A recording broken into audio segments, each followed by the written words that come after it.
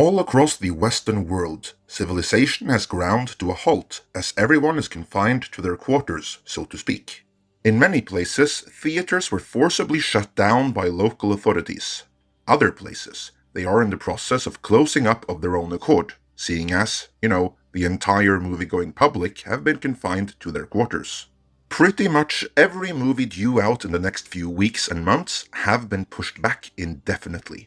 Sony's Bloodshot made a valiant effort, trying for a wide release in this atmosphere, and it did not go well. As a result, it will be valiantly streaming already next week. In this editorial, I will begin by going through some of the productions delayed or rushed to streaming so far, before addressing the issue that comes with everyone streaming all the time at the same time. Does the internet have the capacity to handle all that extra traffic?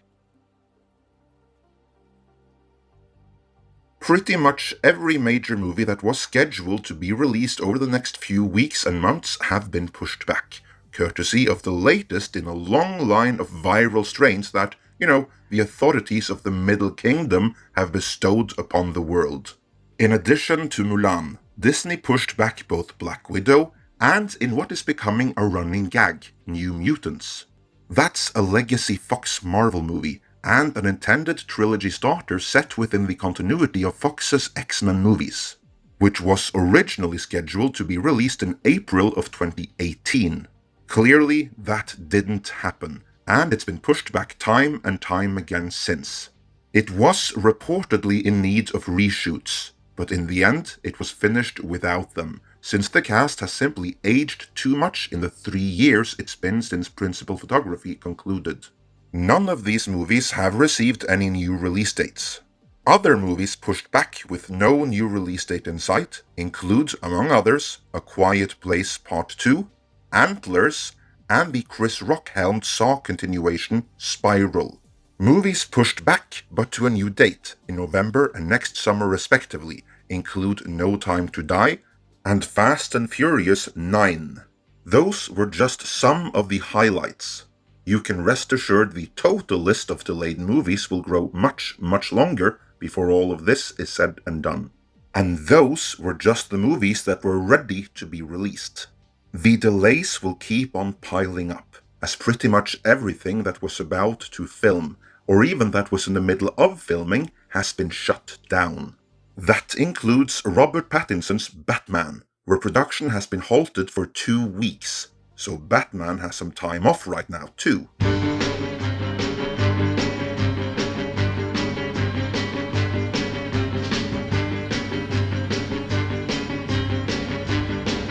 A 2-week delay at this stage doesn't mean the release date next summer will be delayed. But if production doesn't resume when those 2 weeks are up, if the hiatus gets extended even further, which it probably will, then all bets are off. That is how this is going to have long-term consequences for the movie industry. It isn't just that essentially finished productions have to be pushed back. Productions in development and due for release next year, or TV series due for release later this year, are getting shut down and probably indefinitely delayed too. Take The Witcher Season 2 for instance. We don't know when Netflix were planning on releasing it, but it won't be ready for then, that's for sure. However, this isn't merely a matter of things getting delayed. At the very least, the first half of summer blockbuster season has effectively been cancelled, and that is where the studios earn most of their money. Those movies are called tentpoles because the studio plans their whole year around them, and when that budgeted income doesn't manifest itself, they'll have to make cuts elsewhere. Many of the movies where development was put on hiatus won't be starting up again. The studios will want to limit their losses though, and that is where streaming enters the picture. The Vin Diesel-helmed Bloodshot represented Sony's attempt at kickstarting a Valiant Comics cinematic universe, which was initiated by Tom Rothman himself. Releasing it in theaters didn't work out too well, and that probably spelled the end for the Valiant cinematic universe right there. But in order to try to salvage as much of their investment as possible, Sony decided to break the usual window between a theatrical premiere and a home media release, as the movie will be available for streaming already on Tuesday, March 24th. Sony thus follows Universal, who will be rushing The Invisible Man, Emma, and The Hunt to streaming in no time flat. That window between a theatrical and home media release is a pretty delicate matter between the studios and the exhibitors. So even in this unusual situation, I doubt it was a decision taken lightly, I doubt the theater chains will be happy about it, and I doubt we will see too much of it. That being said, every studio that believes it is their best option will rush as many movies as they can to streaming, especially their non-tentpole ones where it's all about mitigating losses at this point. As such, there will be even more content on the digital platforms in the very near future. However, that comes with issues of its own. Over the last week, I have noticed that my internet speeds, which are usually very good, have gone down. I can't have been the only one to notice this, as right now, pretty much everyone, everywhere, is streaming from Netflix, or HBO, or Disney Plus, or whichever other service they happen to subscribe to. And I would hazard a guess, it's probably more activity than usual out there on the high seas as well. No wonder things slow down, with so many online and so many streaming high-definition and even ultra-high-definition content at the same time.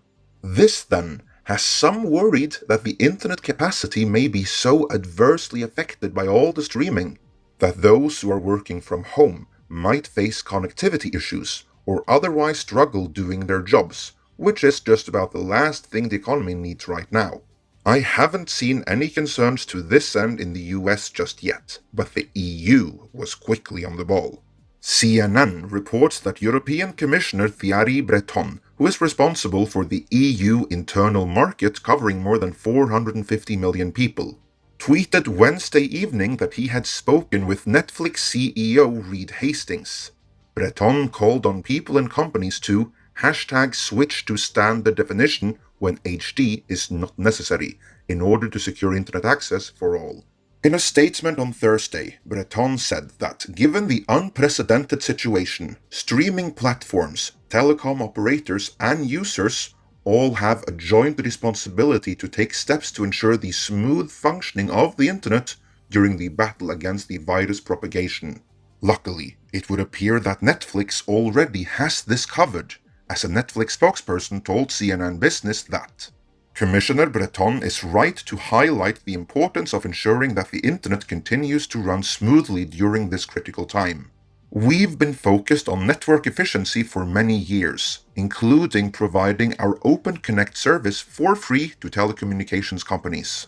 Netflix also said it already adjusts the quality of streams to available network capacity, and that it uses a special delivery network that keeps its library closer to users as a way of consuming less bandwidth. Problem solved then. That would explain why Netflix was intermittently pixelated in my location last week, but I'll accept that for the greater good. It's not like I have a choice in the matter anyway, but Netflix has the situation under control, so stream away. Indeed, the Commission said that while there has been a sharp increase in internet usage, no outages or adverse effects have so far been reported. Not content with that though, EU officials said they would work with the regulator that oversees electronic communications in the bloc to set up a special reporting mechanism to monitor internet traffic and respond to capacity issues. In other words, even if Netflix adapts to the traffic and there have been no issues so far, we'll be getting more supranational EU oversight anyway. That's just brilliant. Speaking on behalf of telecom operators, Lise Fyhr, Director General of the European Telecommunications Network Operators Association, said they support calls for customers to switch to standard definition streaming. She told CNN, "We support the European Commission's effort to ensure that national governments and national regulators have all the tools they need to keep networks strong across the continent." That certainly sounds nice, but it does have the ring of regulating the internet and capacity to it. See, this is another reason why you want a library of physical media. If push comes to shove, regulators that some of us may have to contend with can, in a blink of an eye, make your 4K HDR TV no longer seem like such a great investment. But your Blu-ray collection will always be in high definition. Let me know your thoughts on all of this in the comments.